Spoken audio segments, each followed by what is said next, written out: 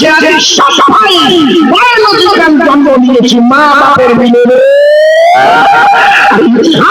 ওনার মা বাপ বর্তমান ছিলেন মা বাপ, হঠাৎ করে বললেন আমি হলাম নন বায়োলজিক্যাল। আমার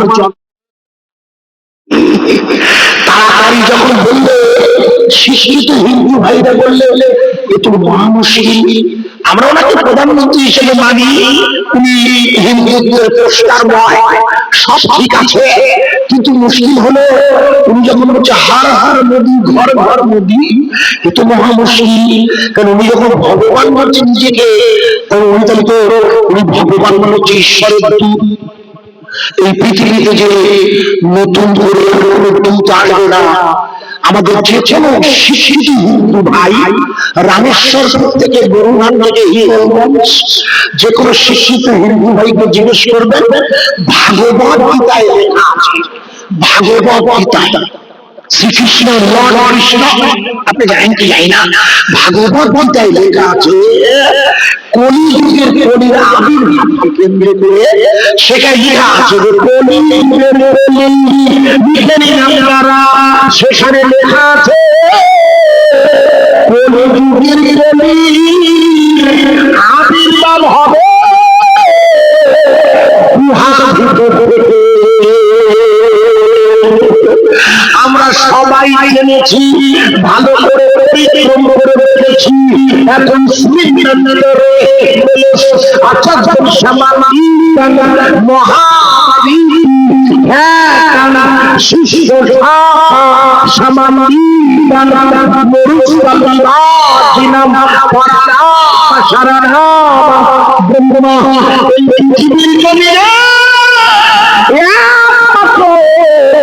আল্লাহর নবী বলে সেই নবী যিনি মরুভূমির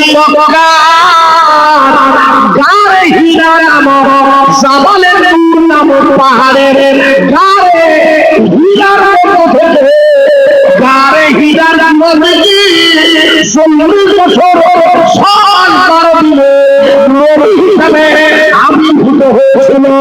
একবার জোরে বলা যাবে না, আরো জোরে বলতে পারেন না?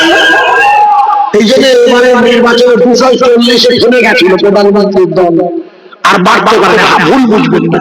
আমি আপনাকে বোঝাচ্ছি, ইন্ট্রোডিউস করে দিচ্ছি। জাস্ট প্রথমে আমার রসুলকে না বুঝলে গরিবে নওয়াজকে বলে যাবে, যেটা বারবার আমার কাছে আবেদন করেছেন, রসুলকে না বুঝলে গরিবে নওয়াজ বোঝা যাবে না।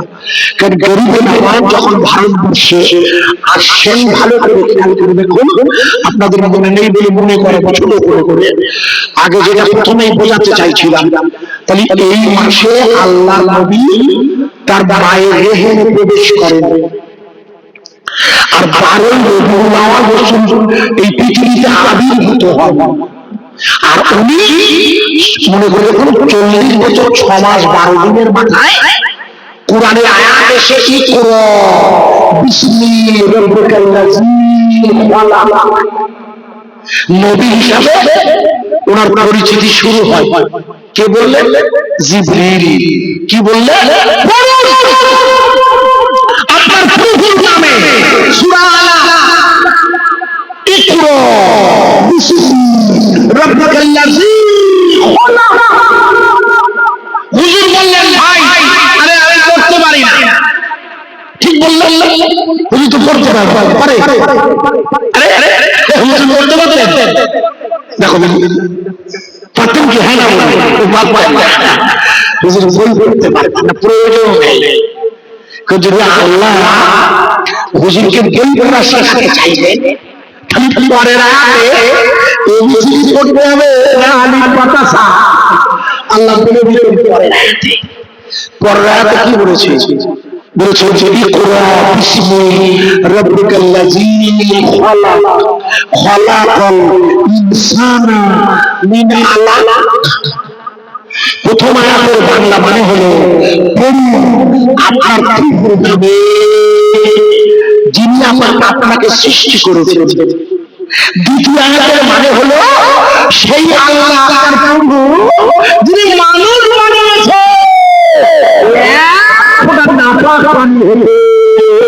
একবার জোরে বলা যাবে না।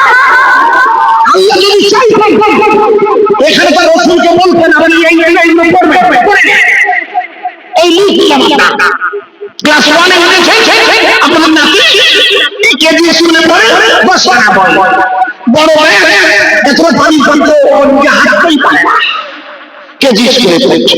কিছু মনে করবেন না, রাসূলকে আল্লাহ তাআলা এই অক্ষর পড়া নাই কেন?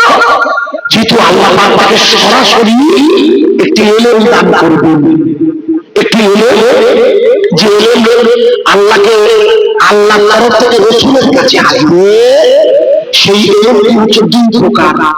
আল ইলমু ইলমান, এই ইলমের প্রথম ইলমের নাম হচ্ছে লা ইলাহা ইল্লাল্লাহু মুহাম্মাদুর রাসূলুল্লাহ। এটা হচ্ছে লাফজি ইলম, এটা হচ্ছে শরিয়াত। রাসূলের কাছে প্রথম আল্লাহ শরিয়াত পাঠিয়েছেন, এই শরিয়াতটা বুঝার জন্য আল্লাহ রাসূলের কাছে ইলমে মারিফাত পাঠিয়েছেন। কুরআন তার প্রমাণ।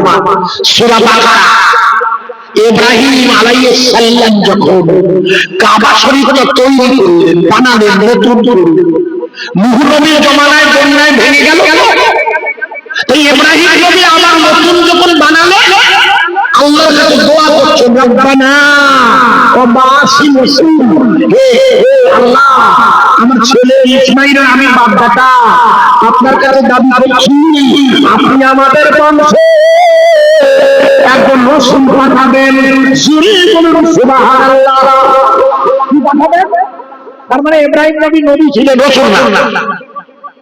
তার মানে হলো ইব্রাহিম নবী নবী, রাসূল হতে পারে না। ভালো করে বলে বলবে। এই জন্য ইব্রাহিম নবী দোয়া করতেন, আল্লাহ আমি আমার বংশে আল্লাহ। ইব্রাহিম নবী বলছেন আমাদের জাতির পিতা উনি রাসূল চাইছেন। একটু কষ্ট হচ্ছে এই জন্য ছোট করে বলতে, এই পৃথিবীতে কতজন রাসূল এসেছেন? এই পৃথিবীতে এই পর্যন্ত আসবেন না কতজন রাসূল এসেছেন? আন্দাজে বলেন কেন? চারটা কিতাব এসেছে। আপনি জানেন না যখন আপনার 313 জন রাসূল এসেছে, মুখস্থ করেন 313 জন রাসূল। আর মুনাজাতে আলেমেরা বলে থাকে 1,24,000, মতান্তরে 2,24,000 নবী ও রাসূল। এখন আমি বলবো কে গিনেছে ভাই? 1,24,000 মতান্তরে 2,24,000, এটা গুলিয়েছে। এখানে ভাষাটা হবে অসংখ্য নবী ও রাসূল এসেছেন, এখানকার ভাষা হবে। খবরদার মুনাজাতে এটা করবেন না, জানো অসংখ্য নবী ও রাসূলের নাম 313 জন রাসূল এসেছে। লেখা আছে কোথায়? কোথায় লেখা আছে? কিতাবের নাম হচ্ছে রাউযাতুল কাইমিয়া। আপনার জীবনে দেখবেন ফার্স্টে লেখা, আমার কথা আছে। তার নাম ট্রান্সলেট হয়েছে পাকিস্তানের একজন বড় বিখ্যাত আল্লাহর ওলি, যিনি করেছেন সেটাকে বাংলা ট্রান্সলেট হয়েছে বাংলাদেশ। রাউযাতুল কাইমিয়া মানে কাইমে জামান ইমামে রব্বানি মুজাদ্দিদ আল-ফসানি পাঞ্জাবের সিরহি হুজুরের জীবনী। ওই বইটার নাম রাউযাতুল কাইমিয়া। আমাদের দেশে অনেকে লিখেছেন হুজুরের জীবনী, কিন্তু ফার্সিতে লেখা হয়। আমি ওখানে আছে কাইমে জামান ইমামে রব্বানি মুজাদ্দিদ আল-ফসানি বলেছেন 313 জন রাসূল এসেছেন, যিনি পাঞ্জাবের সিরহি থেকে 35 কিলোমিটার দূরে অসংখ্য নবীর কবর দেখিয়েছেন। সেই জন্য উনি বলে দিয়েছেন কিতাবে আছে, আমার কাছে সব আছে। যেটা বলছিলাম ছোট্ট করে শুনুন, যে যা দ্রুত বলতে হবে আমাদের সময় মধ্যে, যে জায়গাটা রাখছিলাম আল্লাহ পাকের শুকর আদায় করছি। রাসূল পাক সাল্লাল্লাহু আলাইহি সাল্লামের কাছে আল্লাহ পাক যে আয়াতটা পাঠিয়ে দিয়ে পড়তে বলেন, কি করে আপনি পড়ুন। রাসূল বলেন আমি পড়তে পারি না। এই রাসূলকে নিয়ে ইব্রাহিম বলছে, আল্লাহ আমার বংশে যে রাসূল হবেন আপনি, আল্লাহ তার যেন 4টা গুণ থাকে, আল্লাহ আপনি তার 4টা গুণ দেবেন। আল্লাহ বলেন, ইব্রাহিম আপনি কি কি গুণের অধিকারী চাইছেন? আপনার বংশে একটা রাসূল আমি পাঠাবো, কথা দিচ্ছি, তবে এখনই না, দেরি হবে। বলুন সেই রসুলের কি গুণ? বলছে তার এক নম্বর গুণ হবে তিনি যেন আমাদের কাছে আয়াত মানে নিদর্শন করে, আয়াত মানে আয়াত। দুই নম্বর তার গুণ হবে তার হাতে যেন আপনি কেতাব পাঠাবেন, কেতাব। তিন নম্বর তার গুণ হবে সে তাসকিয়া করবে। চার নম্বর গুণ হবে সে হবে হিকমতওয়ালা। একবার জোরে বলা যাবে না সুবহানাল্লাহ?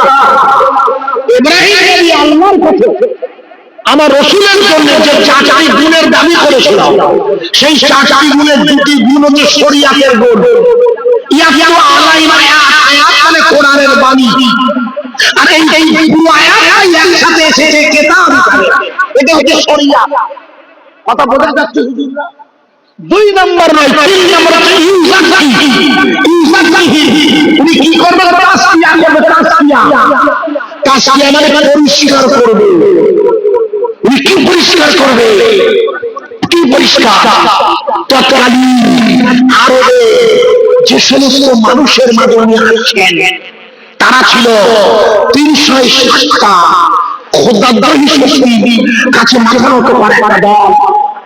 তারা ছিল নিজের গুণের সাথে কর্মে লিপ্ত একটি জাতি।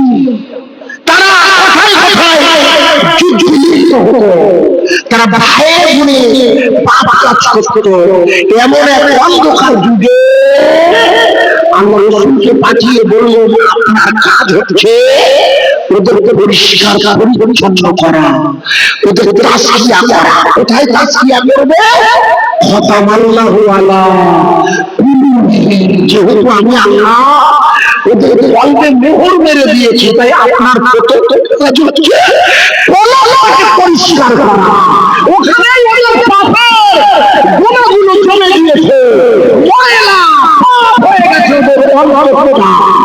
আপনার কাজ হলো ওটাকে পরিষ্কার করা। আমার কথা বোঝা যাচ্ছে কি? হ্যাঁ বলে দাহিয়া কালবি সেই জামানার সেরা একজন বিশিষ্ট নাম করা কবি, নিজের মেয়েকে যিনি নিজে জীবন্ত খবর দিয়েছিলেন।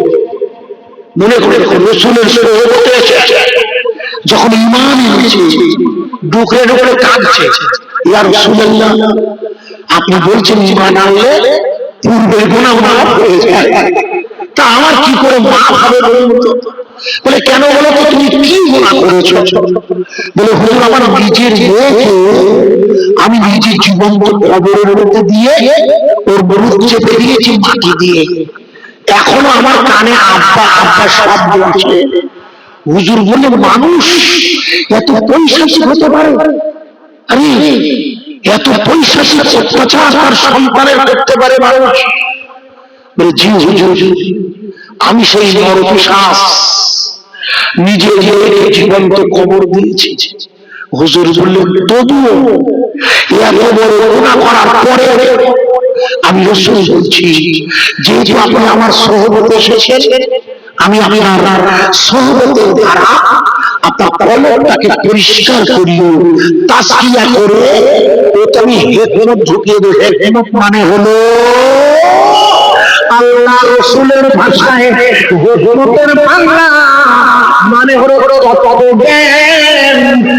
এই যুগের কবি ফুরফুরা শরীফের আনুরুস শরিয়া দাদা হুজুরের ভাষায় নাম হলো আল্লাহর বহু বড় ওলি ফুরফুরা শরীফে দাদা হুজুর তার নাম দিয়েছে যেটা আল্লাহর তরফ থেকে সরাসরি কলমে আসে। আল্লাহর নবী কোন ওস্তাদ লাগেনি, জিবরিল বললে আমি পড়ুন, হুজুর বললে পড়তে পারি না। রাসূল পড়বে কোন প্রয়োজন নেই। জিবরিল কি করলেন? মনে করে বুখারীর বর্ণনা, তিনবার রাসূলকে জড়িয়ে ধরলেন, তিনবার ধরে চতুর্থবারের মাথায় না, তিনবারের মাথায় বসে কোন প্রেম। হুজুর পড়তে শুরু করলো বুখারীর বর্ণনা, তিনবার রাসূলের জড়িয়ে ধরে জিবরিল বলল, তিনবারের বার বলতে শুরু করলো, নিশ্চয়ই জিবরিল রাসূলের কলবে কিছু টাচ করেছে। যে কলব বলবে তো কলব, আরে কথা বলে কে? কথা বলে তো এখানে আসে, এখানে আসে। আশ্চর্য, এখানে না থাকলে এখানে আসবে না। এই যে এখানে আগে রাখতে হয়, তারপর এখানে আসতে হয়। এই জন্য আমরা ভালো করে ভেবে দেখুন, নবী করিম সাল্লাল্লাহু আলাইহি ওয়াসাল্লামকে কোনো কিছু করতে হতো। তাহা মা আনজালনা আলাইকাল কুরআন, আপনার আয়াতগুলো যারা সূরা তাহা, রাসূল যখন কোরআনের আয়াত মাস করছেন, বারবার করছেন, আল্লাহ বলে করছেন, জানেন আমি কি আপনাকে দেখতে বলছি বারবার? ওটা তো আমি আমার কলবে সংরক্ষণ করে দেব। একবার জোরে বলুন, আরো জোরে বলবেন। এটা কার কলবে সংরক্ষণ হয়ে যাবে? না না না, রাসূলের। এবং আপনার কলবে তো সূরা ফাতিহা আছে, ওটা তো আল্লাহ সংরক্ষণ করে দিয়েছে। ওখানে ওটা তো আল্লাহ তাআলার দায়িত্ব, কোরআনটা সংরক্ষণ করা, দেখা করা। এই জন্য আমাদের মনে নেই বলে একটু মনে করি, ছোট্ট করে মনে করতে, যখন আরজি চলে 2024 9 আগস্ট, যখন আরজিকার হাসপাতালের আমার একটা বোনকে কে বা কারা ধর্ষণ করে হত্যা করেছিল, এতদিনে জেনে গেছেন তার নাম, যেহেতু মামলার রায় হয়ে গেছে, কিন্তু এটা আমাদের জানা নেই। আমাদের দেশের সব রাজনৈতিক দল পক্ষের বিপক্ষে যারাই ছিল সবাই ফাঁসির দাবি করেছিল, ঠিক কিনা? আরে হ্যাঁ, এখনো বলছেন আমাদের মুখ্যমন্ত্রী ওই তখন মালদা উত্তরবঙ্গে সফর করছে, ওখান থেকে বলে দিলে তোমরা হাইকোর্টে কেস ফাইল করো, আমি ফাঁসি চাই। আন্দোলন চলছে, ফাঁসি চাই, সবাই কিন্তু বিচার করলে কি আমি পিতু, কারা আমি পিতু, কোর্ট কিন্তু ফাঁসি দেয়নি। মনে হলো এই সময় আমাদের রাষ্ট্রপতি একটা মারাত্মক কথা বলেছিলেন। আমাদের রাষ্ট্রপতি হচ্ছেন মহিলা, ইনি হচ্ছেন খুব শিক্ষিত পরিবারের, ইনি নিম্ন বর্গের হিন্দু, কিন্তু এনার জ্ঞানটা দেখুন, ইনি একটি মারাত্মক কথা বলেছিলেন এই দিন টুইটারে। উনি লিখেছিলেন হযরত মুহাম্মদ ব্র্যাকেটে সাল্লাল্লাহু আলাইহি ওয়াসাল্লাম। আমি যখন পড়ছিলাম স্যান্ডেলটা, আল্লাহ, আমরা মুসলিম, রাসূলের নাম শুনে দরুদ শরীফ পড়ি না, আর ইনি অমুসলিম, আমার রাসূলের সাথে দরুদ শরীফ লিখছে সাল্লাল্লাহু আলাইহি ওয়াসাল্লাম। ওনার সওয়াব হবে কি না আপনারাই বিচার করবেন। সওয়াব হবে গেলে যেটা পড়বেন সেটা ওনার নেই, কিন্তু ভালো ভালো অস্বীকার করতে পারেন যে রাসূলের সম্মান জানানো, এই যে সম্মান জানানোটা, এটাই তো ভালোবাসা। আল্লাহ চাইলে কখনো এদের আল্লাহ হেদায়েত নসিব করতে পারে। কি রে, এইভাবেই তো হেদায়েত নসিব হয়। এইভাবে হেদায়েত আসে। আমাদের রাষ্ট্রপতি লিখলেন হযরত মুহাম্মদ সাল্লাল্লাহু আলাইহি ওয়াসাল্লামের কাছে আসা আল্লাহর কুরআন গোটা মানব জাতি জীবন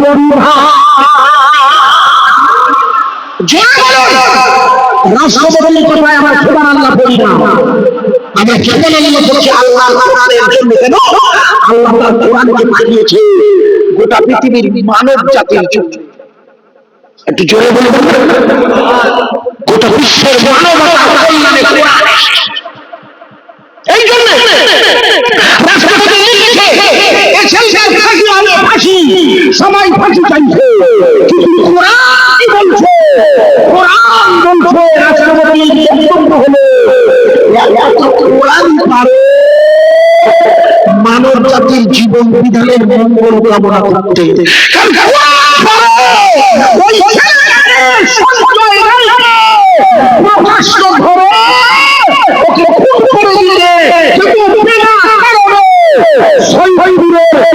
মেয়েটিকে শ্বশুরের মেয়েটিকে ধর্ষণ করে খুন করেছে। সাজেশন ওকে কঠোর করে দাও, যেটা কোরআনের মধ্যে একবার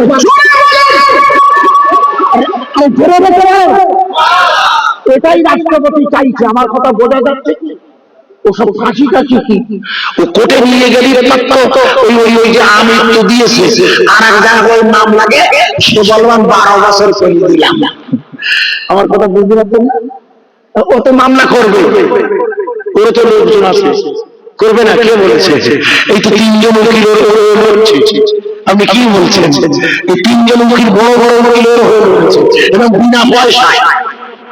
শুধু জানি কোনো পয়সা নেই, একটা দল থাকবে। অথচ আপনারা বলুন কোরআনের ফয়সালা হলো সাক্ষীকে ছেড়ে দাও। আমি আমার জীবনের প্রথম হজে গেছি 1999 সালে, 2000 হজ করতে গেছি।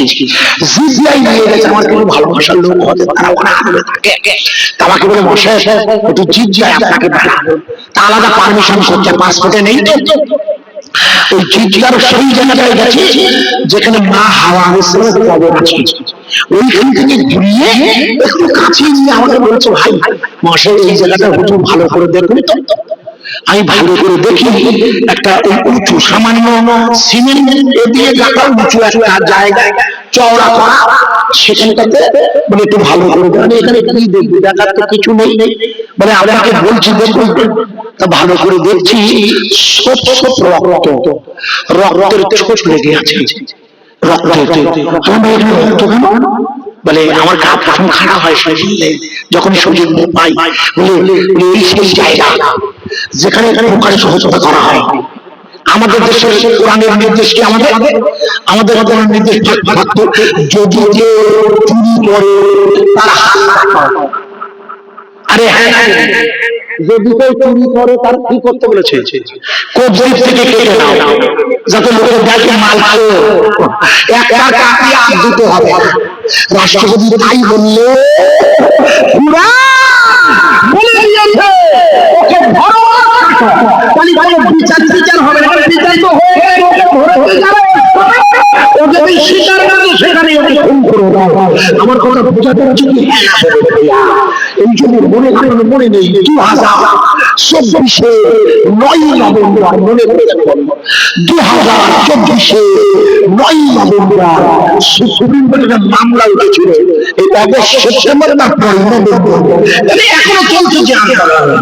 সুপ্রিম কোর্টে ভালো করে শোনেনি, একটা মামলা উঠেছে। মামলাটা কি?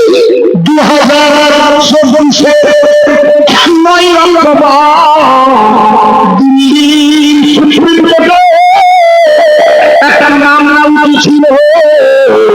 মামলাটা হলো উত্তরপ্রদেশের, মনে করে উত্তরপ্রদেশের এলাহাবাদ হাইকোর্ট। আগে যার নাম ছিল এলাহাবাদ, এখন যার নাম রাখা হয়েছে প্রয়াগরাজ, যেখানে কুম্ভ মেলা হচ্ছে, যেখানে গঙ্গা যমুনা সরস্বতী নদী মিলে গেছে। আমি নিজে গিয়েছি, আমি নিজে যা করি না তা বয়ান করি না। এলাহাবাদ হাইকোর্ট রায় দিয়েছিল উত্তরপ্রদেশের 16,000 মাদ্রাসা, যেখানে ছেলে মেয়ে পড়াশোনা করে,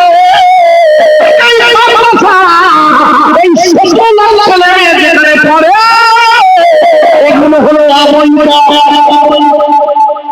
কোন রাজ্যে? যেখানে মুখ্যমন্ত্রী যোগী দুবেলা সুযোগ পেয়ে বিনা কারণে মুসলিমদের বাড়িগুলো বুলডোজার করছে। জায়গার নাম সম্বল।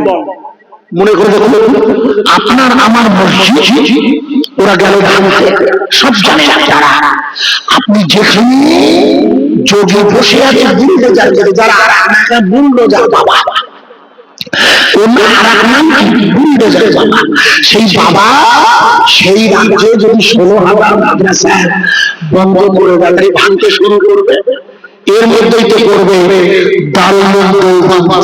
আল্লামা কাশেম নানতুবীর দেওবন্দের মাদ্রাসা করবে না পাগলা শাহরানের মাজাহারুল উলুম যাবে কোথায়? ওর মধ্যেই তো 16,000 মাদ্রাসা অবৈধ অবৈধ ভেঙে ফেলা ভুলতে যায়।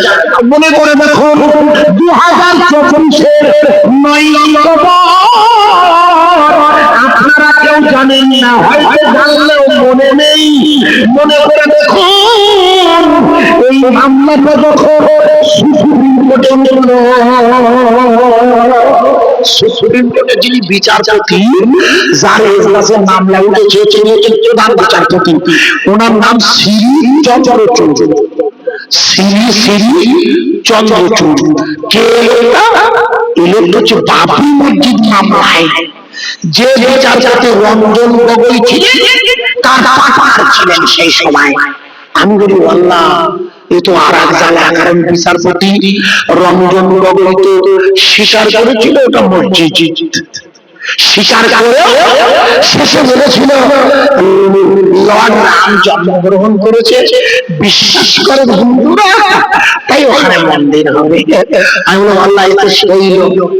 আর আপনারা কেউ তো ওই মামলার পার্টি হয়নি। বুলডোজার মামলায় কে পার্টি হবে? বাড়ি হলো বসিরহাটি, আপনাদের বাড়ি হলো আমাদের হাসনাবাদ, এই এলাকায় আপনারা কেউ পার্টি হননি। কিন্তু লক্ষ্য করুন, যেদিন বিচার শুরু হবে, ফাইনাল রায় হবে, সেদিন ছিল 9 নভেম্বর 2024। 10ই নভেম্বর উনি রিটায়ার করবে। 10 তারিখে ওনার চাকরি শেষ, বোঝা যাচ্ছে কি? তারপরে কে এসছে? সঞ্জীব খান্না, সেও রিটায়ার করেছে। এখন নতুন বিচারপতি এসে পরে পড়েছে। যদি এখন যেতে চলুন, ওই বিচারপতি চন্দ্রচূড়ের আদালতে ওই মামলাটা জানিয়েছে, ওই রায় দেবে উত্তরপ্রদেশে 16,000 মাদ্রাসা থাকবে কিনা। আসলে উত্তরপ্রদেশের মাদ্রাসা, এটা গোটা ভারতবর্ষের মাদ্রাসা আসল মামলা না। আরে আসল বিষয়টা তো আপনাদের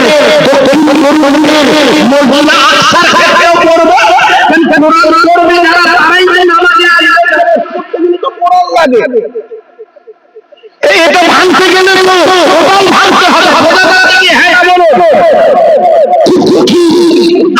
আমার মেয়ে লেখাপড়া ইংরেজি অনার্স করেছে, এবার পাস করলো ইংরেজি অনার্স, খুব ভালো ভালো। এবং কলকাতা বিশ্ববিদ্যালয়ে আমি খুব ইংরেজি চর্চা করি, আরবি হিন্দি উর্দু তো করি। আমার মেয়েও ইংরেজি অনার্স এবং ডিএলএড করিয়ে দিয়েছি।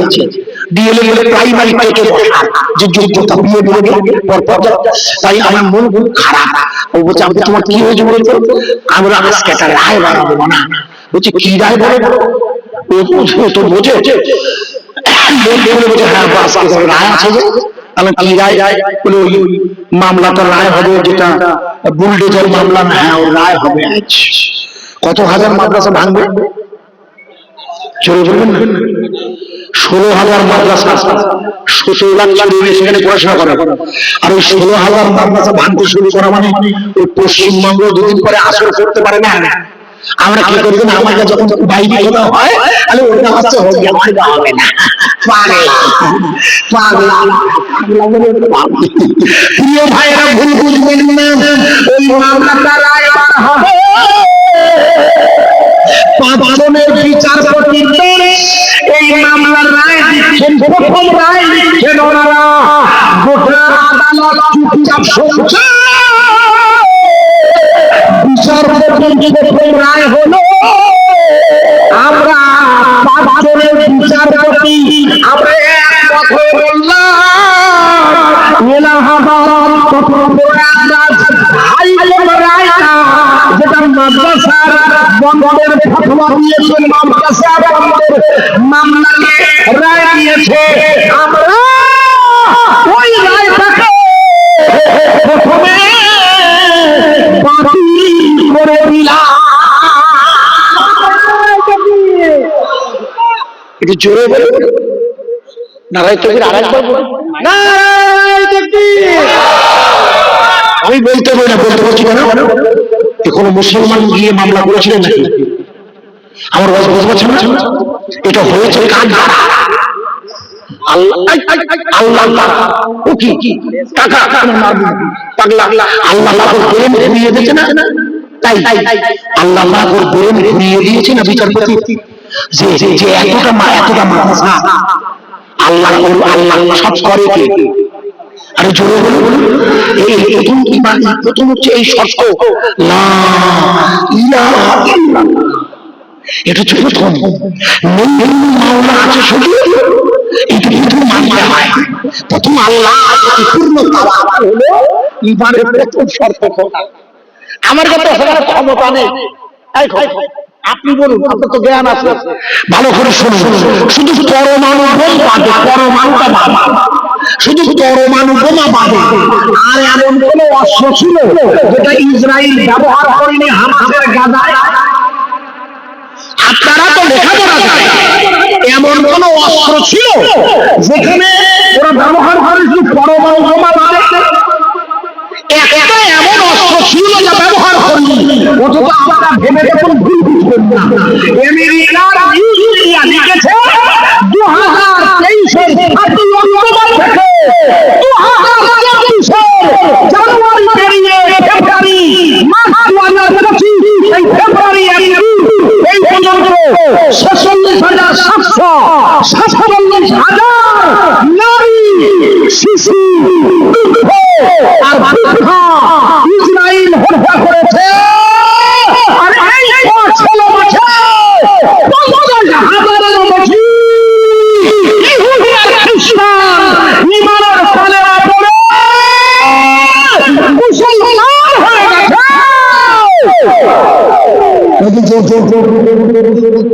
জোরে বলা যাবে না, আরো জোরে বলা যাবে না।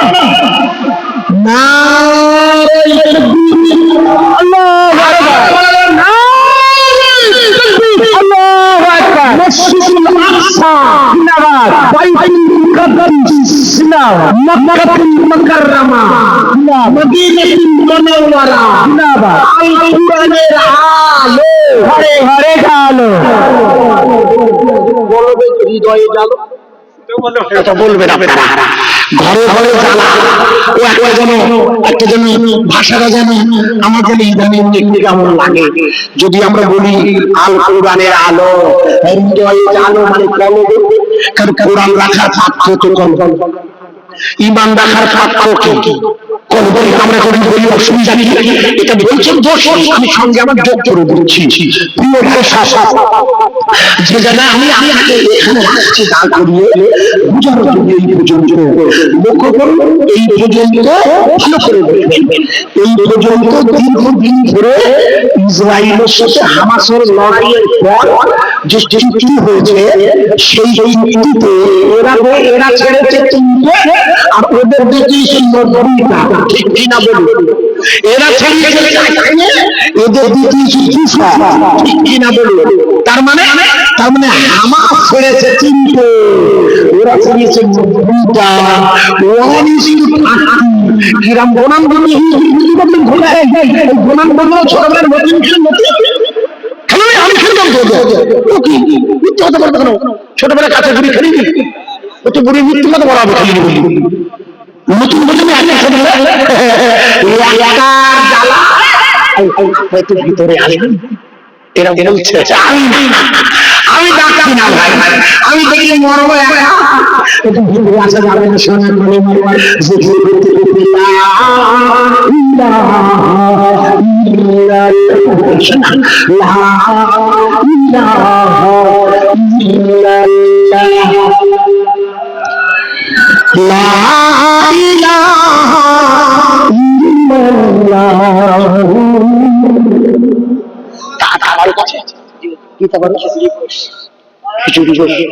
খিচুড়ি ভালো খাবার, খিচুড়ি খুব ভালো খাবার। কথা বুঝতে পারছেন? খুব ভালো খাবার আছে, একটু বসে যান না, তাবারও তো লোকে বসতে পারছি না। ও আপনার তো খান ভাইয়েরা, আমি আপনাকে বলছিলাম ভুলে গেলে মুশকিলে পড়ে যাব। ওরা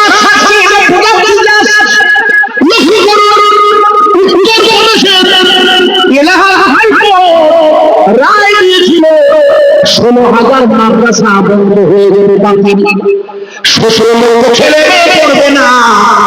আর উত্তরপ্রদেশের রায়ের বিরুদ্ধে সুপ্রিম কোর্ট বলে দিল আল্লাহর কোরআনে কোনো কারখানা বন্ধ হবে না। জনাব মাওলানা আমিনুর রহমান সাহেব আমি ওই বললে আমার নাম বলবেন এটা ঠিক রিয়া এসে যায় আশুকি করে রিয়া এসে রিয়া মানে আরাম করে সে যায়। খবরদার আমাকে কখনোই কেউ করতে পারে না। আমি যেখানে ওয়াজ করি যাই না, আমি স্লোগান দিতে যাই। কেন? আমি কি হয়েছি? আমি কিন্তু কথা বলি আল্লাহ বলে। আমি তো 64 বছর, এই নাই 64 বছর, এখন আমার বয়স যায় না, 63 পেরিয়ে গেছে। আল্লাহ বলে এখনো দুটো কথা বলে, শুধু আমাদের দোয়া, এই কারো ক্ষমতা নেই। ওই যে নারায় কবি দিদি আনছে ফুলিয়ে দেবেন, ফুলিয়ে গেলাম ভোলায় আমি নেই। আপনার ইনি মহব্বতে বলেছেন, এটা দোষ না, কিন্তু দেবেন না। আমি যে জায়গায় রাখছিলাম উনি এক নম্বর রায় বলে দিল। এক নম্বর রায়টা হলো এই নয়, দুটি নয়, 16,000 মাদ্রাসা কোনটাই ভেঙে যাবে না। 2 নম্বর রায় হলো গোটা ভারতবর্ষে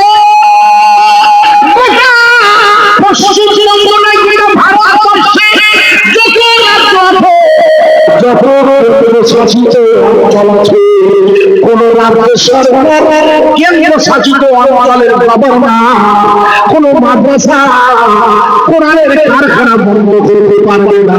একবার শুনিয়ে বলা যাবে না, গোটা পৃথিবী চমকে উঠেছে। আপনি ভেবে দেখুন, ছোট ছোট একটা দেশ মাস, আমি উদাহরণ দিচ্ছি ছোট ছোট যেটা রাখছি না। আপনাদের কাছে কর্তৃপক্ষ মসজিদের সভাপতি সেক্রেটারি সাহেব দাবি রাখছিলেন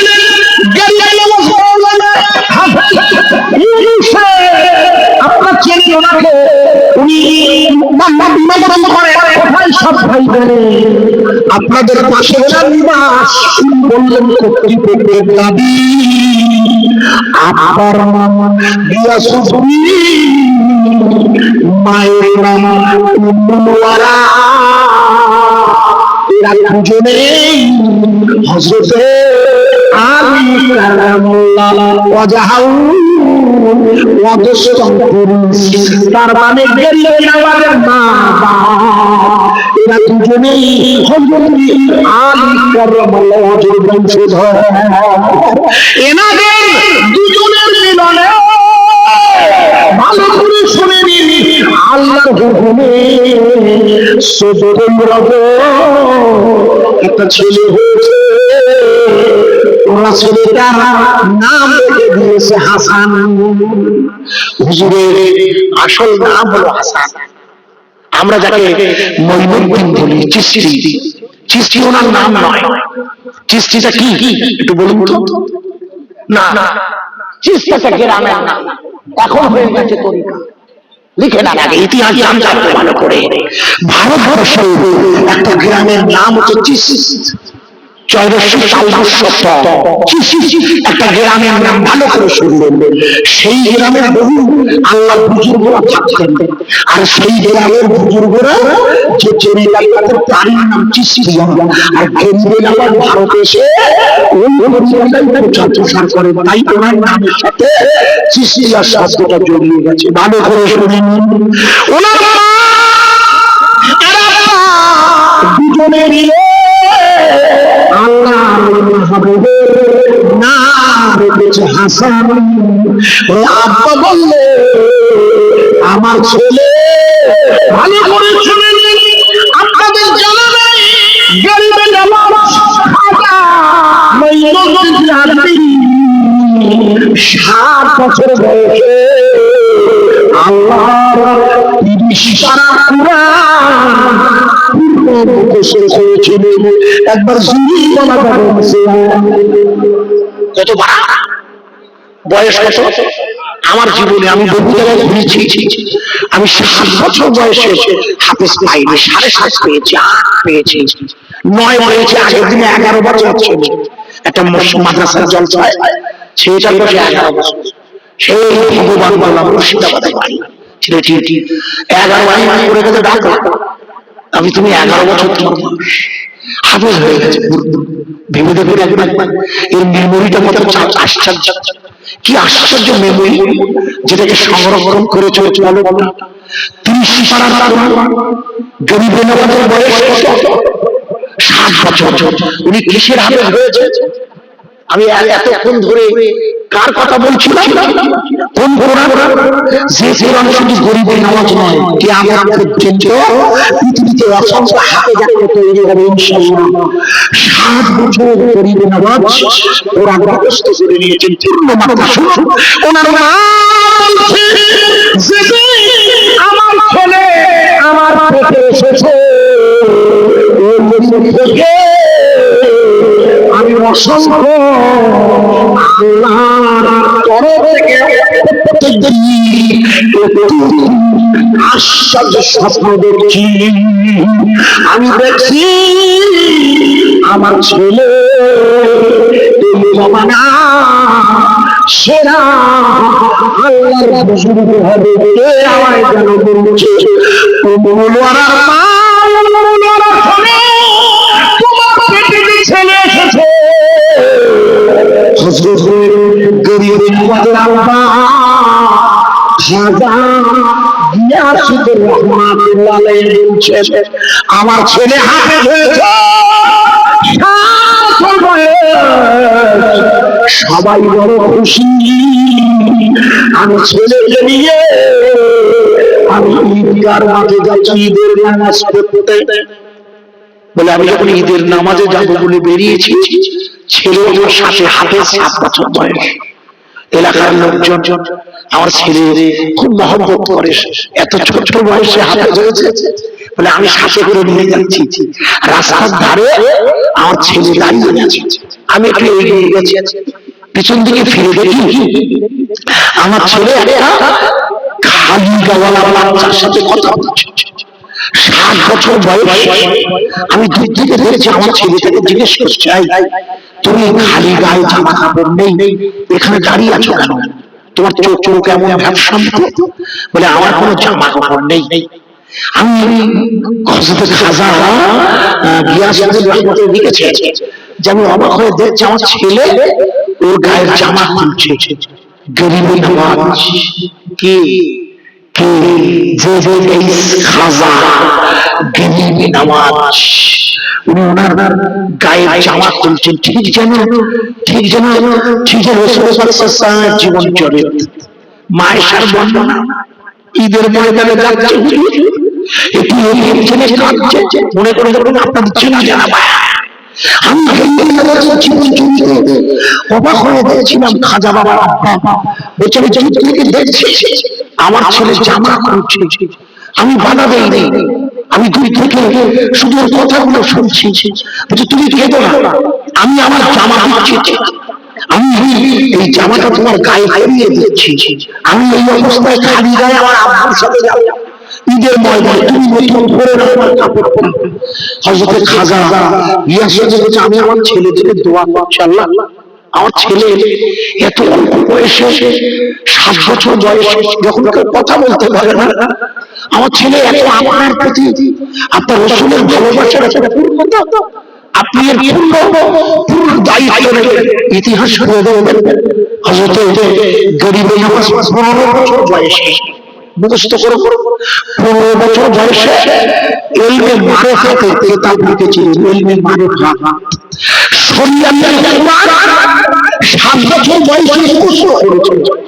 আর 15 বছর বয়সে ইলমে মারিফাত আমার জানা নেই আজ পর্যন্ত, আমি আজ পর্যন্ত কোনো ওলিদের জীবনী পড়িনি।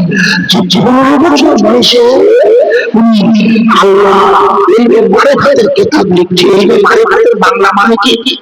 ইলমে মারিফাতের বাংলা মানে তো যে ইলম না শিখে আল্লাহর পরিচয় লাভ করা যায় না। এই জন্য আমাদের দুই রকমের এলো, একটা শরিয়াত আর একটা হচ্ছে মারেফা। আর এই শরিয়াত বা মারেফাতে আর এক নাম তাসাউফ, এর আর এক নাম তরিকা। এতগুলো নাম আছে যারা আর এক নাম হকিকা, কিন্তু শরিয়াতের সাথে সাথে এলমে মারেফা আপনাকে শিশুরি হলো হাজারটা পূর্ব শরিয়াতের কোরআন মুখস্থ করে তার অনুবাদ, তার ব্যাখ্যা উনি তো কেতাব থেকে জানেন। পরবর্তী পর্যায়ে আপনারা ছোটবেলা থেকে উনি শরিয়াতের বিরোধিতা করে এলমে মারেফার দিকে পা বাড়িয়েছেন। কেন? এলমে মারেফা আপনাকে আল্লাহর পরিচয় ঘটায়। আর আল্লাহর পরিচয় লাভ করতে গেলে আগে কলবে ঈমানের পূর্ণতা আনতে হয়। কারণ ঈমান পূর্ণ না হলে আল্লাহর পরিচয় লাভ করা যায় না। আর কলবেই আল্লাহর পূর্ণতার পরিচয়। ইন্নামাল মুমিনুনা আল্লাযীনা ইযা যুকিরাল্লাহ ওয়াজিলাত কুলুবুহুম, নিশ্চয়ই ওরাই আল্লাযীনা ইযা যুকিরাল্লাহ, যখন আল্লাহর জিকির করবে ওরা নিশ্চয়ই মুমিন। ইন্নামা ইয়ামুরু মাসাজিদাল্লাহ মান আমানা বিল্লাহ, নিশ্চয়ই ওরা আমার ঘরকে তৈরি করবে, বানাবে, যেহেতু আমার ঈমান এনেছে। কেন? ঈমান কলবের সাথে সম্পৃক্ত হয়েছে।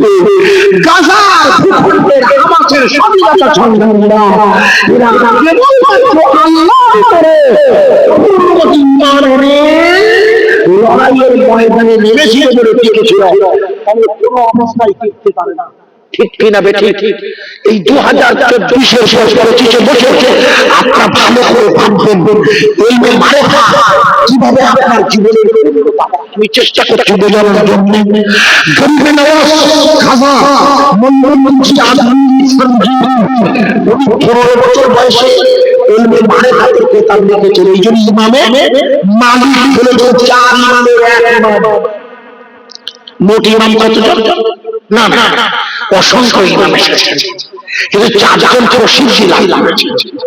এই 4 জনের একজনের নাম আজমে আবু হানিফা, একজন শাফি, একজন হয়তো মালিক। এই 4 ইমামের যে কোনো একজন ইমামের মত মানতে হয়। 4 ইমামের যে কোনো একজন ইমামকে আপনার মানতেই হবে। এইটা হুকুম শরীয়তের। ইমামে মালিক বলছেন, উনি লিখেছেন যে ব্যক্তি শরীয়ত আল্লাহ লিখে না, ভালো করে, যে ব্যক্তি শরীয়ত আল্লাহ অথচ তরিকা করলো না, এলমে মারেফাত করলো না, ইমামে মালিক রাহমাতুল্লাহ লিখেছে ওই ব্যক্তি শরীয়ত করলো না, ওই ব্যক্তি হলো ফাসিক। যে ব্যক্তি শরীয়ত করলো অথচ শরীয়ত করলো না, শুধু তরিকা করলো, এই মারেফাতের চর্চা করলো অত শরীয়তের বিধানকে মানলো না, ওই তার পাগলা করে দেওয়া হয়েছে কাফের। শরীয়ত আর এলমে মারেফাত শিখলো ওই কামেলে মুমিন।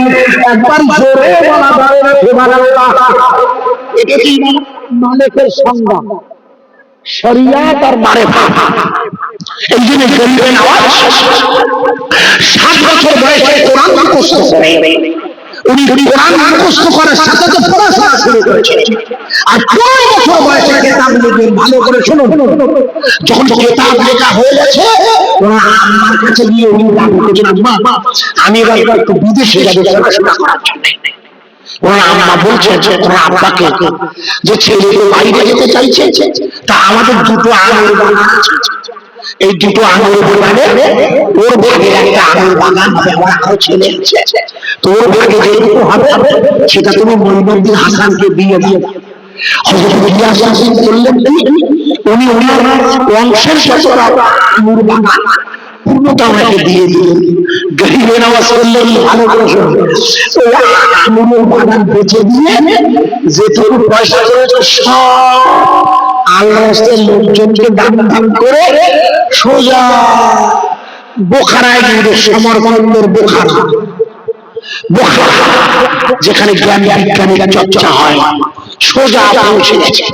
ওখান থেকে দামাশকাস, লম্বা কাহিনী, পৌঁছে গেছেন কার দরবারে? হযরত ওসমান হারুনের দরবারে। ওসমান হারুনের হাতে উনি বায়াত হচ্ছেন। ভালো করে শুনেন, যে লোকটা 15 বছর বয়সে কিতাব লিখছে, সেই লোকটা ওই কিতাব লেখার পরেও 15 বছর বয়স থেকে দীর্ঘ সময় ধরে চর্চা করার শেষে উনি বুঝলেন যে আমাকে পীর সাহেবের হাতে বায়াত হয়ে ইলমে মারিফাত শরীয়তের চর্চা করা লাগবে, আমাকে পীর সাহেব লাগবে।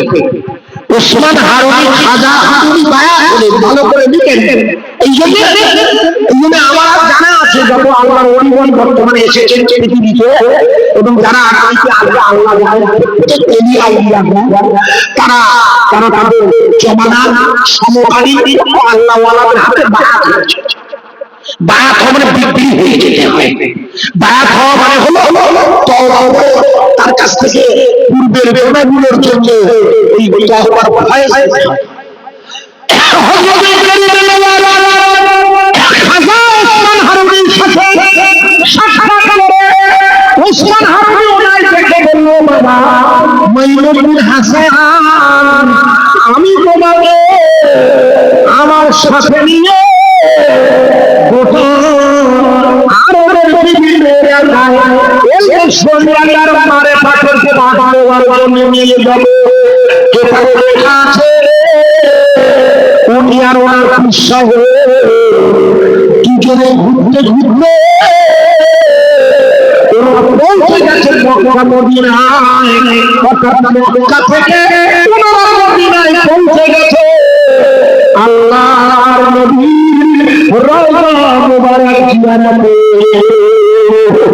আল্লাহর নবীর রওজা মুবারকের ধারে যেই দাঁড়িয়েছে, আল্লাহর নবীর রওজা মুবারক থেকে আওয়াজ আসছে।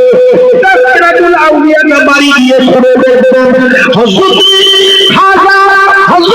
খাজা ওসমান হারুনি বলছে, আল্লাহর নবীর রওজা থেকে আওয়াজ আসছে,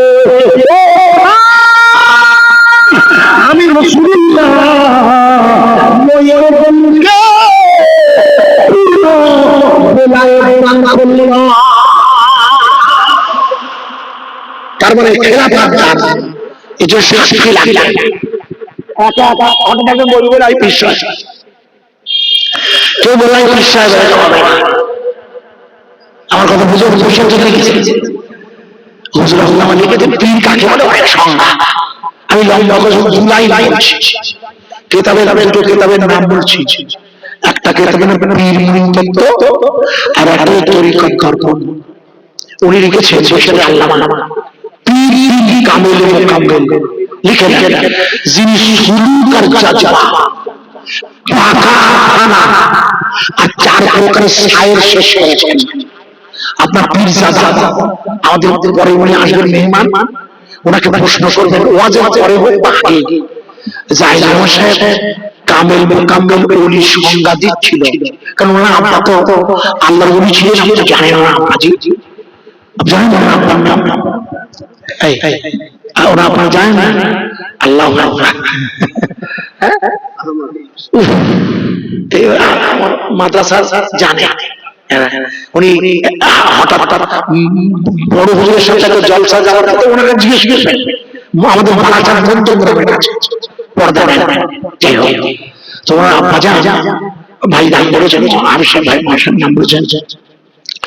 তো ওই জন্য আল্লাহ লিখেছেন যিনি অন্যতম, ভালো করে লিখে নেন, কখন নাম শুনেছেন এগুলো শুনেন।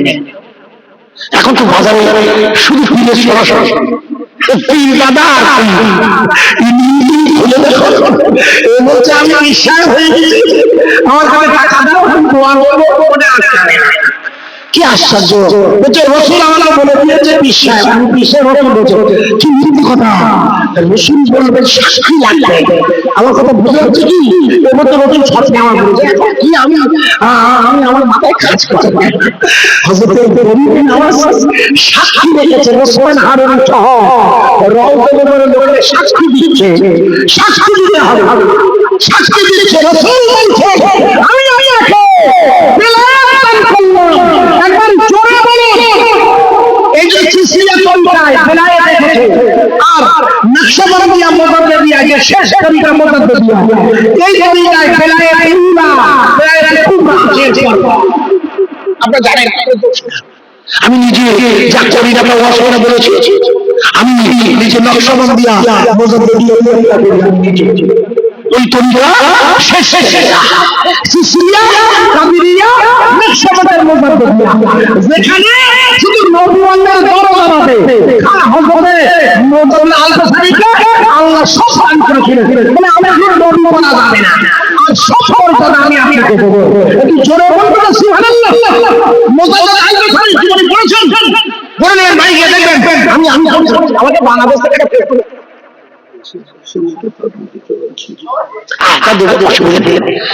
উনি এসে গেছেন তো দিতে হবে নারায় জোরে দেন নারায় আমি বলতে মনে সময়ের সাথে উনি আসেন, উনি এসে গেছে আপনাদের কাছে। যত সময় আসবে আমি একটু জোরে না দিয়ে আমাকে বলে দিলেন বলতে, তবুও এটা হচ্ছে আমাকে না বললে আমরা বলতে হবে, এটা কি ভদ্রতা, এটা সিস্টেম না।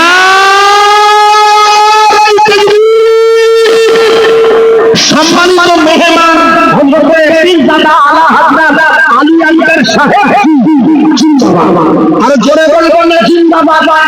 পিয়াজা শরীফ ফুরফুরা শরীফ মা বাবার দরবার শরীফ না।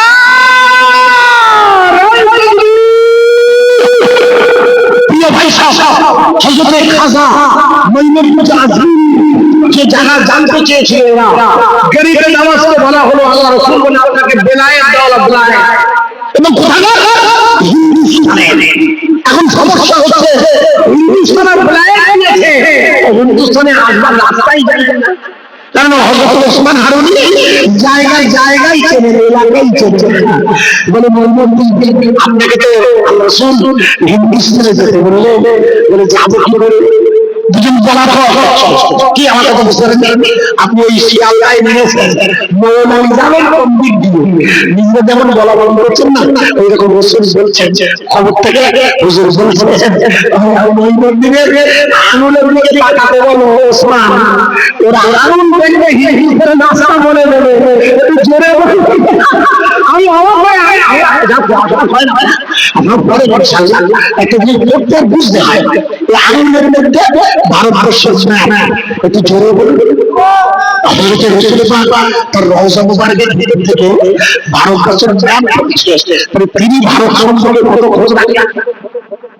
আরে হ্যাঁ না বলুন, আমার পড়া আছে, আমার যতটা পড়াশোনা আছে তাতে আমি দেখেছি আমাদের দেশটাকে পছন্দ করতে, আমার যতটুকু জ্ঞান আছে আপনার দিকে ফিরিতে দেখা রাখছে, আমি তো বোঝাচ্ছি, শোনে আমি ফেরবো না,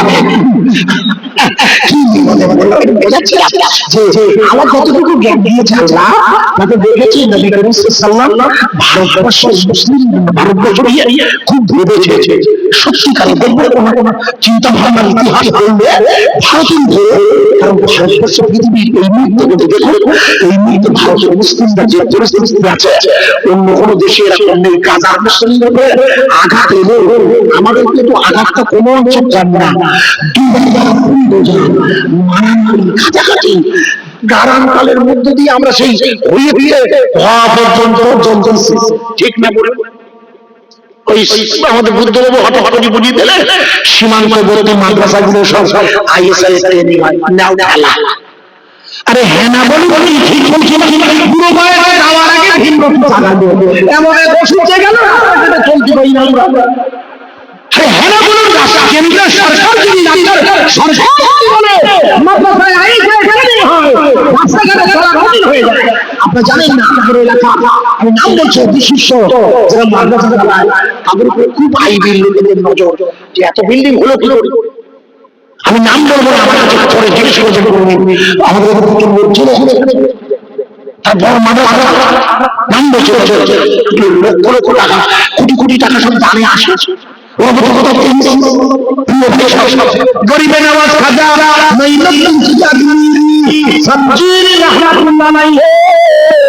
উনি ওনার মুখের দিকে তাকিয়ে ওসমান হারুনকে বলে, হুজুর আল্লাহ আমাকে ভারতের জমিনে পাঠানোর নিয়ত রেখে রাসূলের দ্বারা আমাকে দাওয়াত দিয়েছে দিনের দাওয়াতে। আমি বলি যদি রওনা হচ্ছি, আপনি আমার জন্য দোয়া করবেন। উনি বললেন, আমি তোমাকে দুহাত ধরে আল্লাহর মদদের দোয়া করছি। জোরে বলা যাবে না কিসের? আল্লাহর মদদ। এই আল্লাহর মদদ পেয়েছে বলে গাজার মুসলিমরা টিকে গেছে, ঠিক কিনা? একটা মিডিয়াতে দিয়েছে, আমেরিকার একটা মিডিয়াতে দিয়েছে যে যে এলাকায় যে সমস্ত বন্দীগুলোকে এরা বার করছে, যে বন্দীগুলো সব সুস্থ সবল সুন্দর না, পরশুদিন যে চাকরি নিয়ে এলো বার করেছে, তাদের চেহারা কোনো খারাপ হয়ে যায়। সমাজে একটু হ্যাঁ না বলে, খাওয়া দাওয়া না হলি ঘুম না হলি ওটা চেহারা ভালো হয়। খালি তাই কোথায় রেখেছে, কত ভালো মন্দ খাইয়েছে, আর এত সুন্দর রেখে দিয়েছে। ইসরায়েল যে পারছে না খোনা, ওরা বলছে ইসরায়েলের সেই সময়টা লিখেছে যে আমরা যে এলাকায় যুদ্ধ করতে গিয়ে খুব দিয়েছি সে এলাকায় লোক নেবে। এটা সত্য, কিন্তু আমাদের আঘাত আসছে। আসলে আসলে আল্লাহ ৫,০০০ ফেরেশতা নামিয়ে দিয়েছিল। ওরা বলছে ইসরায়েলের সেনাবাহিনী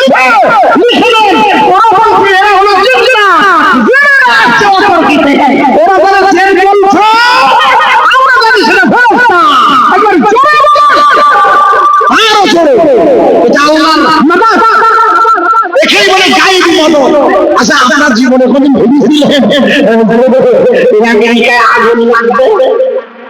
এটা হ্যাঁ না বলে, এখানে কেউ আগুন ভেবেলেন? একমাত্র ভেবেছে আমার আল্লাহ। আল্লাহ লাইন ঠিক করে গেছে।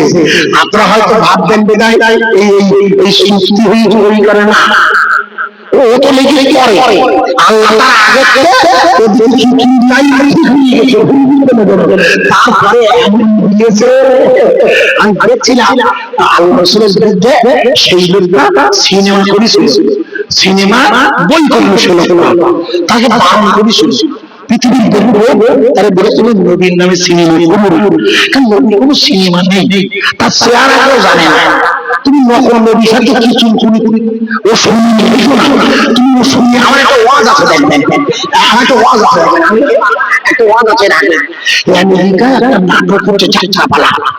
সেই যাত্রাপালায় একজন অভিনয় করবে, নাটকের যাত্রাপালায় একজন মোহাম্মদ সেজেছে, নাউজুবিল্লাহ, আর একজন মায়েশা সেজেছে। এই যে লোকটা রাসূল সেজেছে, আর প্রম্পটার পর্যন্ত যাত্রাপালায় প্রম্পটার থাকে। প্রম্পটার মানে হলো পাশে বসে যে বলে দেয় ঘটনা, সেটা অভিনয় করে।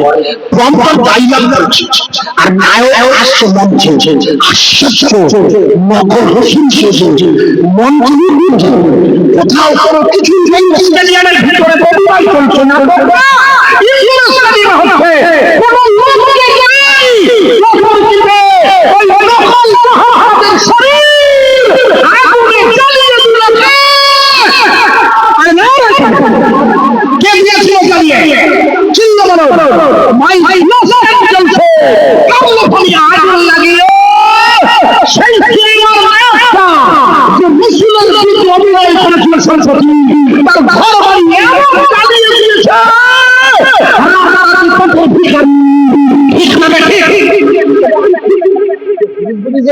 আমি আনন্দ করতেছিলাম, ওরা এত পরিমাণ অত্যাচার করেছে না বলে পাচ্ছে না, কারণ ঘরে আগুন লাগলে বলতে তবে তবে লোকে বলে ও লেগিস কি এমনি লেগে পানি দিচ্ছে আর বলছে এমনি লেগে আমার কথা বলে পানি দিচ্ছে পানি দিচ্ছে বলে এমনি সালাদা করে লেগেছে ঠিক বলছি না ভুল বলছি একটা দিয়ে বলুন একটা দিয়ে বলুন যে বলিছে ভালো লাগে দুঃখ করেছে কেউ ফোন করি থাকে আগে ভালো করে দুঃখ করবো মোদিনী মানে এবার রাত্রি বলে মোদিনী দেখি যে জায়গায়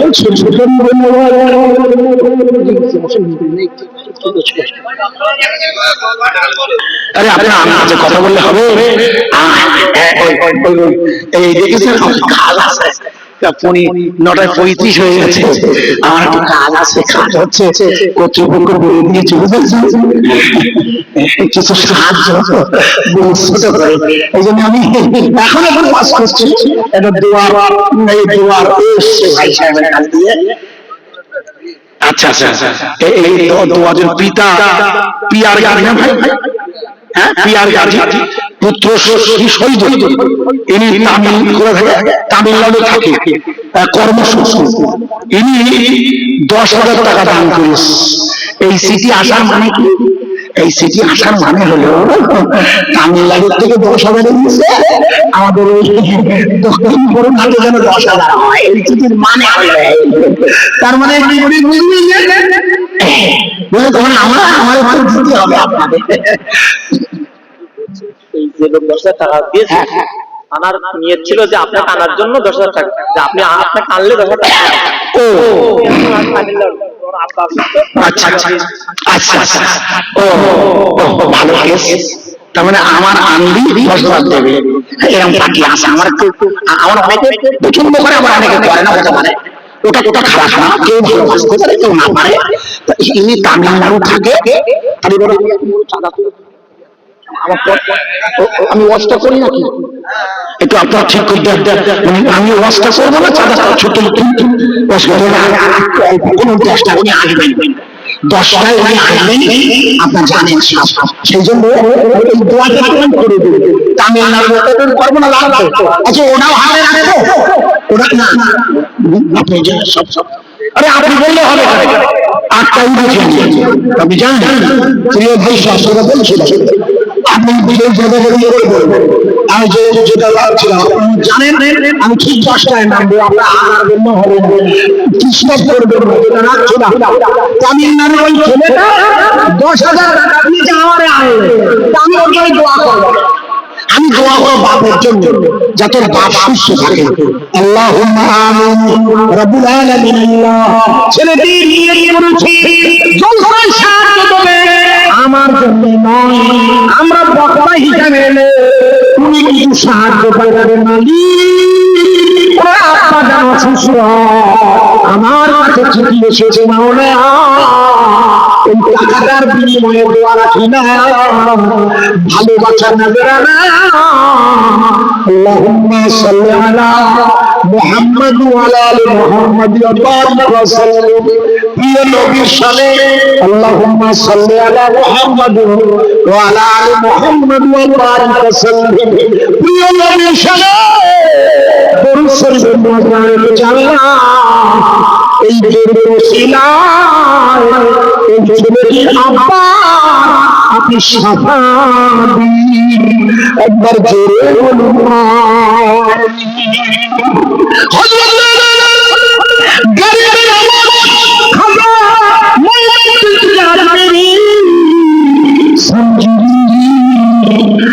ভারতবর্ষের জমিনে আল্লাহ হাবিবের নির্দেশে যখন ওসমান হারুনের কাছ থেকে বিদায় নিচ্ছে ইতিহাসে লেখা আছে ওনার বয়স তখন 55 বছর কত বছর 55 বছরের একজন পুরুষ কখনো বিয়ে শেষ করে আপনারা জানেন 55 বছর বয়স আমার যতটুকু জানা আছে পড়াশোনার মধ্যে দিয়ে ভুল হলে শিখে নেব উনি ভারতে আসছেন পাঞ্জাবের ভিতর থেকে সোজা প্রথম সোমবার সেদিন একবারে সরাসরি দিল্লিতে পৌঁছেছে দিল্লির রাজা তখন ছিল পৃথ্বীরায়, খাড়া রায়রা। আজমির শরীফের রাজা তখন ছিলেন পৃথ্বীরায়, ওর ভাই ছিল খাড়া। ইতিহাসে লেখা আছে উনি ছিলেন তখন দিল্লির রাজা। সেদিন ছিল সোমবার। আপনাদের দাবি মেনে আজকে রাখছি গরিবের নবাব খাজা মঈনুদ্দিন জাহাঙ্গীর দিল্লির কাছে পৌঁছে গিয়েছে।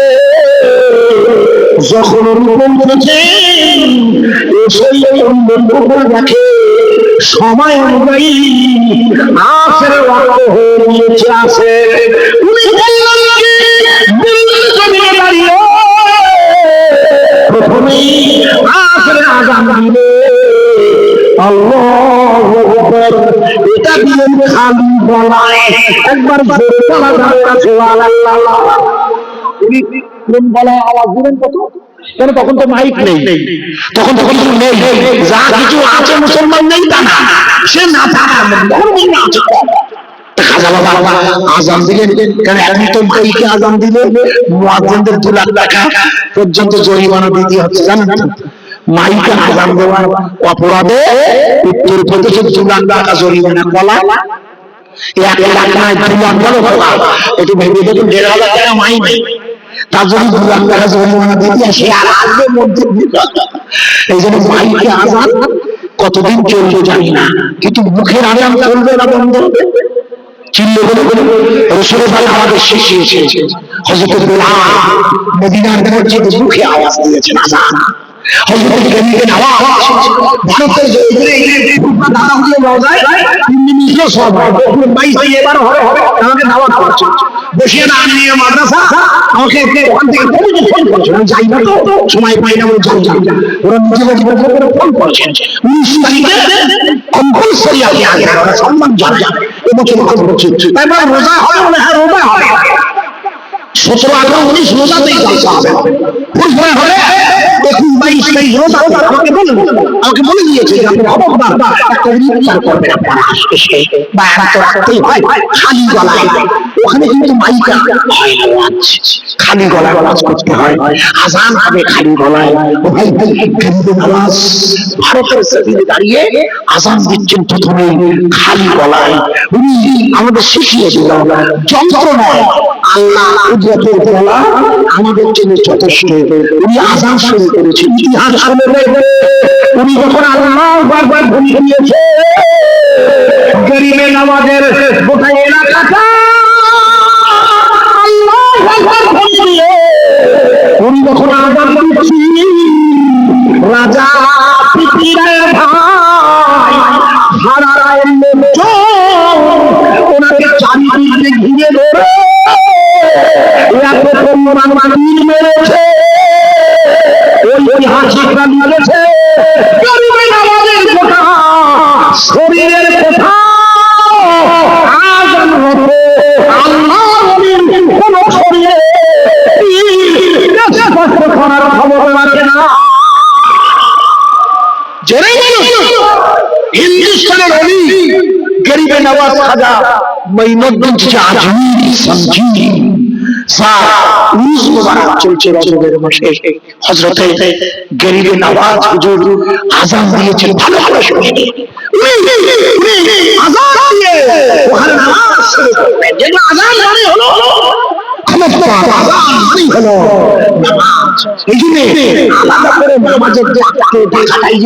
অনেক মাইকে বলে দেয় ভোরবেলা যে ফজরের রক্ত আর 15 মিনিট বাকি আছে, অনেক জায়গায় বলে, এখন বলতে হয়।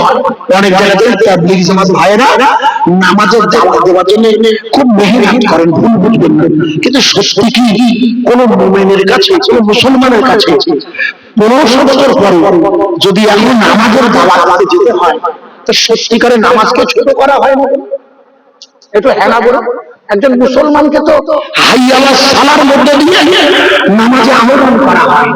ইজা নিদিয়ালিস সালাহ লাইলাতুল জুমআ ওয়াজারাল বাইত, যখন জুমার আযান হয়ে যায় কুরআন বলতে তোমার বেচাকেনা হারাম। আযান শুনলে জুমার দিন কোনো কাজ করা যাবে না ওই সময়। তাহলে আযানের পরে যদি বেচাকেনা হারাম হয় ওই সময় কাজ করা হারাম।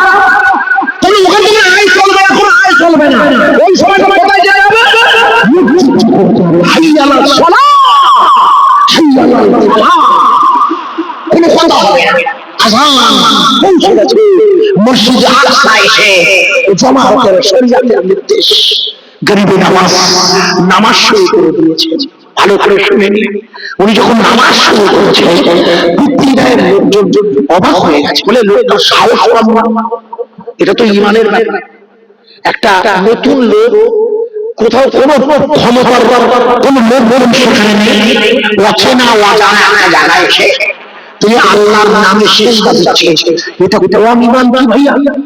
কোন সামান্য চিন্তায় দেখবে এই ইমানটা কত দীপ্ত ভরা, কি ধরনের তৃপ্তি উজ্জ্বল রূপে পূর্ণ।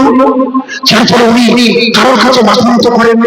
ইতিহাস বলছে উনি নামাজ শেষ করে উঠেছেন, পৃথিবীর লোকজন তীর মারে না, খারাপের লোকজনের কথা পায় না। বুঝতে পেরেছি তীরের দ্বারা এই মুহূর্তে আটকানো সম্ভব হবে না। ওরা বোঝে, কারণ এটাকে মারা হলো একটু আগে। এরা তখন বললে ওর দ্বারা সম্ভব হবে না মারা, এটি যেতে ইতিহাস খুলে দেখবেন হুজুর হেঁটে হেঁটে যাচ্ছেন রাস্তা দিয়ে, এদেশের ভাষা চেনে না, নতুন এসেছে, খাওয়া দাওয়ার কোনো ঠিক ঠিকানা নেই। উনি ওনার জীবন দেখেছেন, উনি খেতেন বা খাওয়া সুযোগ পেতেন, ব্যবস্থা হতো। গরিবের নামাজটা সত্যি গরিবের নামাজটা সত্যি গরিব, সত্যি খাজা, সত্যি খাজা। হযরত খাজা আসবেরি হেঁটে যাচ্ছেন রাস্তা দিয়ে। আমি ভাবছিলাম ওনার জীবনীতে রাস্তার ধারে একজন মহিলা বসে বসে কাঁদছেন, একজন মহিলা, যে মহিলার মাথায় শিশু হাতে শাখা। ভারতের পরিবেশ অনুযায়ী সমস্ত রাস্তার ধারে খাচ্ছে। খাজা বাবা ওই মহিলার দিকে তাকিয়ে ওনার ভাষায়, যেহেতু উনি যে ভাষায় কথা বলছে মহিলার ভাষাতে তা নয়, কিন্তু চোখের পানি, কিছু ভাষা এমন বলিয়ে যায় যেটা বোঝা যায় চোখের পানি। ওই মহিলার চোখের পানি দেখে খাজা বাবা জিজ্ঞেস করছেন আপনার কি হয়েছে? মহিলা ভাষা বলে এরা কোনো চেনে না, নতুন একটা লোক। উনি জিজ্ঞেস করছেন তোমার কি হয়েছে? মহিলা বুঝতে পেরেছেন যে আমার কিছু জিজ্ঞেস করছে। তখন মহিলা বলছে ওই দিকে দেখুন, ওই দিকে। উনি তাকিয়ে দেখলেন আমার একটা মাত্র বাচ্চা, আমার ছেলে। উনি বোঝাতে চাইলেন আমার ছেলেটাকে দেখুন, আমার পরিবারের লোক ওর সঙ্গে আছে, ওর গায়ে তেল মাখাচ্ছে। ইশারা করে বোঝাতে চাইলে তেল মাখাচ্ছে কেন? তেল মাখাচ্ছে আগুনে ফেলবে, তাই আগুনের দেবতা খুশি হবে, তাই ওর পরিবার ওর বাবা পর্যন্ত আছে, ওই দেখতে গায়ে আগুন দিচ্ছে। উনি যে দেশের মাটিতে এসেছেন সেখানকার মানুষের ধর্ম কালচার জানে না, কিন্তু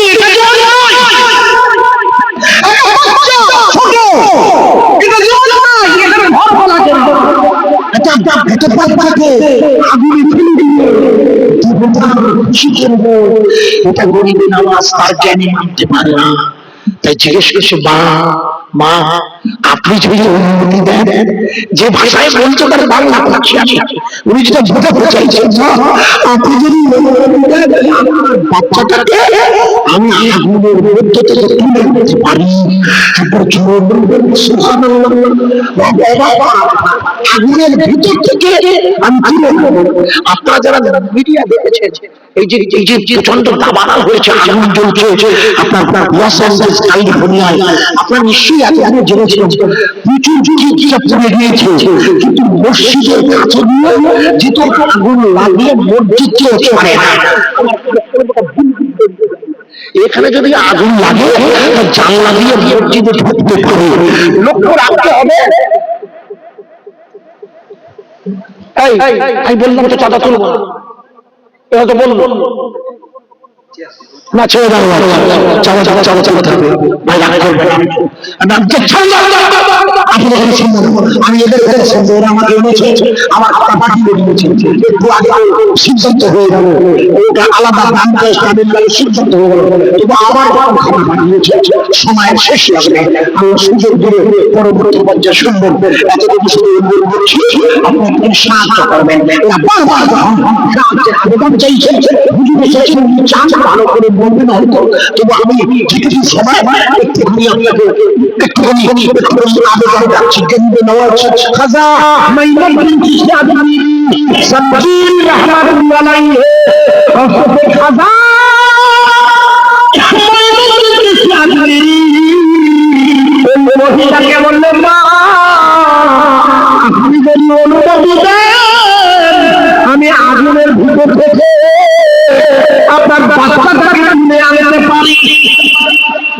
বলে আপনি বলছেন, ওর ভাষায় উনি বুঝতে পারছেন, বলে আপনি অনুমতি না, অনুমতি জানা হবে না। মহিলা বলছে আমি অনুমতি দেবো বাবা। বলে আপনি বলে আপনি পারবেন? এই যে আগুন জ্বলছে ওর ভেতর থেকে আপনি চিন্তা করতে আশ্চর্য কথা বলছেন। আগুন আগুন ওই যে বলছিলাম মসজিদ, দেখুন না মিডিয়া দিয়ে দাবানাল লেগেছে, আগুন ঝুপঝাপ চলেছে, পাশের মসজিদের কাছে আগুন পৌঁছেছে, ঢুকেছে, কিন্তু ভিতরটা পুরোটা জ্বালানো থামানো হয়নি। একটু জোরে বলবো না সুবহানাল্লাহ? ওই যে কাশ্মীরের হযরতবাল মসজিদ, যে মসজিদে রাসূল তিনি আছে আপনাদের মনে নেই? সন্ত্রাসী হামলায় কি বাচ্চারা মসজিদ জ্বালিয়ে দিয়েছিল, কিন্তু আগুন জ্বালানো যায়। কিন্তু যে ঘরের মধ্যে রাসূলের চুল ওঠে, নবীর চুল ওঠে ঘরের কাছের মধ্যে, সেইখানে আগুন গিয়ে টপ করে নিভে দিয়েছে। একবার জোরে বলো, ইব্রাহিম নবীর আগুনটাকে ফুল বানাতে পারে কে?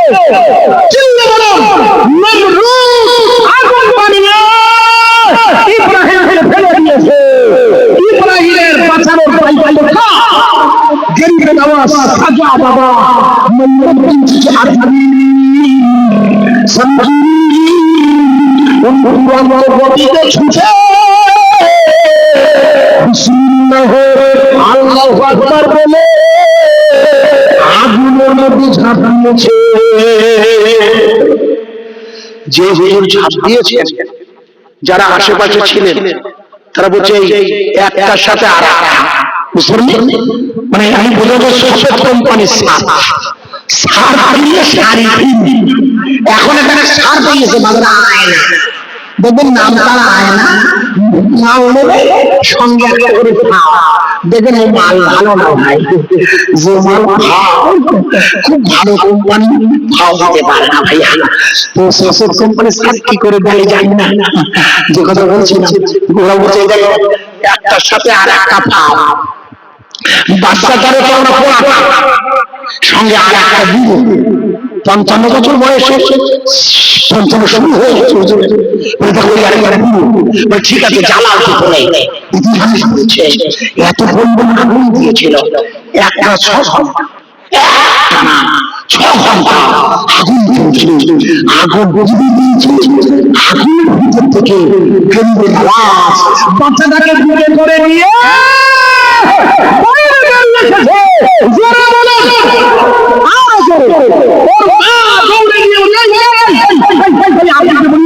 আমার শরীরে আমার আপনার তুমি বুঝে দেওয়া যে করছো না বাবা আমাকে আগুনের মধ্যে আগুনের মধ্যে নিয়ে গেলে কোথায় ছিল, ফুল বাগানে নিয়ে গিয়েছিল, আর গায়ে দেখছো না সুন্দর কথা